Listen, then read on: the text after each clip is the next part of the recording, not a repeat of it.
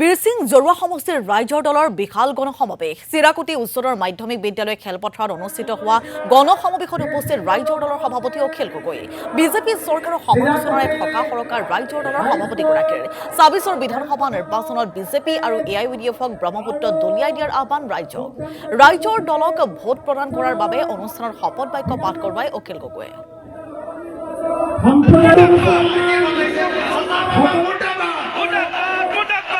Mama Murtabad! Murtabad! Murtabad! Sasa Mama Murtabad! Murtabad! Murtabad!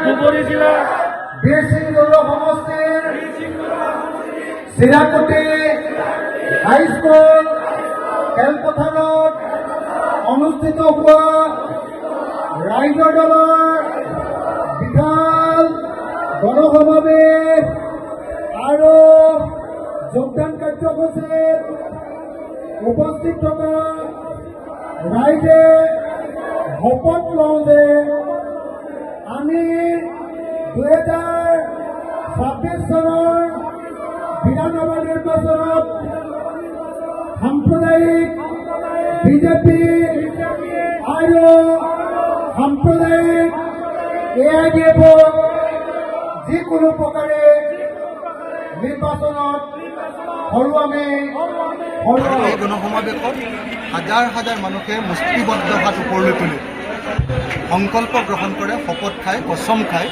২০২৬ চনৰ বিধানসভা নিৰ্বাচনত এবাৰ বিজেপি আৰু এআইইউডিএফ দুয়োটা সাম্প্ৰদায়িক দলকে এবাৰ